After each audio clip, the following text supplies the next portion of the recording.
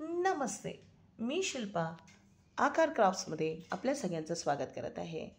उद्या महाशिवरात्री आणि महाशिवरात्री निमित्ताने चला तर बनवूया रेडी टू यूज रांगोळी, जी आपण हर सोमवारी, श्रावण सोमवारी आणि अशा प्रत्येक ठिकाणी वापरू शकतो जिथे जिथे आपण शंकराची पूजा करणार आहोत.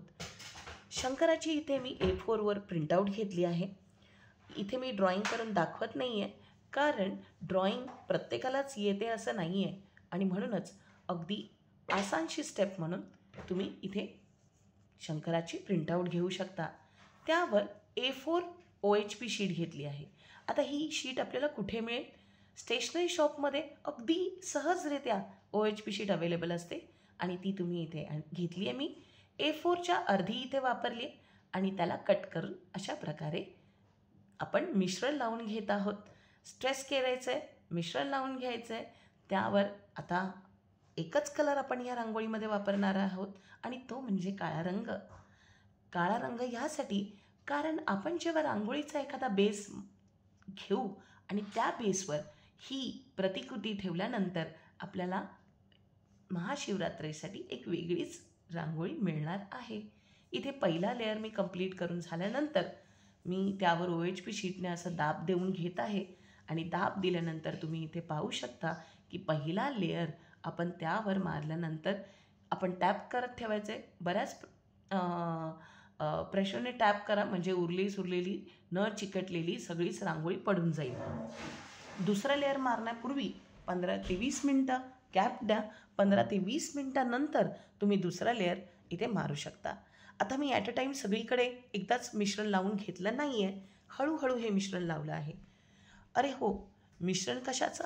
फॅब्रिक ग्लू आणि पाणी 50-50 समप्रमाणात घ्यायचं, त्याचं मिश्रण बनवायचं. राऊंड ब्रशने ते मिश्रण OHP शीटवर पसरायचं आणि ज्या रंगाची रांगोळी भरायची आहे ती रांगोळी त्यावर टाकायची.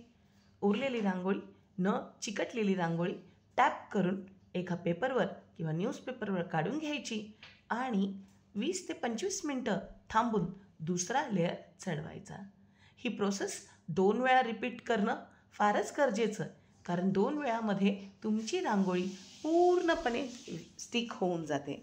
आता इथे तुम्ही पाहू शकता की दुसऱ्या लेअरनंतर बऱ्याच सगळीकडून, म्हणजे बऱ्याच ठिकाणी जिथे जिथे रांगोळी लागली नव्हती तिथेही रांगोळी फार व्यवस्थितरित्या लागली आहे. मी बघा इथे टॅप करते आणि अगदी उरलेली सगळी रांगोळी निघून गेली आहे.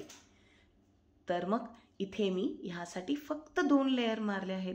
तुम्ही इथे बघा टॅप केल्यानंतर जराही आता रांगोळी पडत नाही आहे, म्हणजेच आपलं लेअरचं काम, आपलं रांगोळी चिटकून घ्यायचं काम इथे संपलेलं आहे.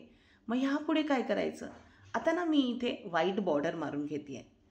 पण मैत्रिणींनो, तुम्ही जर ब्लॅक बॉर्डरही प्रिफर करत असाल तर ब्लॅक बॉर्डरही सुंदर दिसणार आहे, कारण आपल्याला ना वेगवेगळ्या क्रिएटिव्हिटीने ही रांगोळी दाखवता येऊ शकते.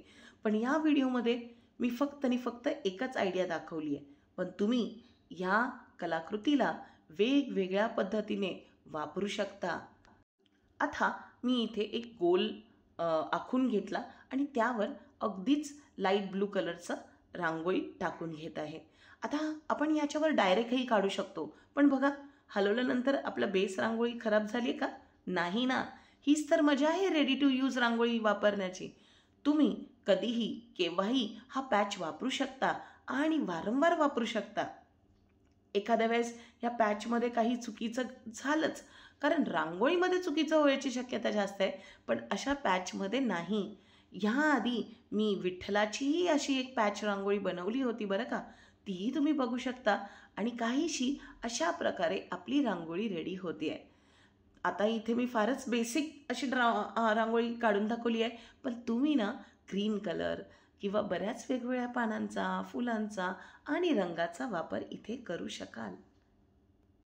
तर रेडी आहे आपली उद्याच्या महाशिवरात्रीसाठी झटपट होणारी आणि पटापट तुम्ही आजच बनवून बघा, कारण जर तुम्हाला ती उद्या वापरायची असेल तर आज बनवून रेडी करायची आहे, म्हणजेच उद्या आपण ही रेडी टू यूज रांगोळी वापरून आपल्या दाराची शोभा वाढवू शकतो.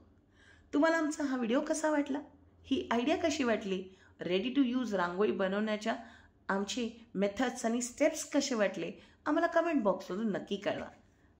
आणि व्हिडिओ आवडला असल्यास लाईक करा, शेअर करा आणि सबस्क्राईब जरूर करा. भेटूया अशाच भन्नाट आणि वेगवेगळ्या आयडियासोबत येणाऱ्या व्हिडिओमध्ये. तोपर्यंत क्राफ्ट करत राहा, ड्रॉइंग करत राहा आणि रांगोळी जरूर बनवत राहा. ओम नमः शिवाय.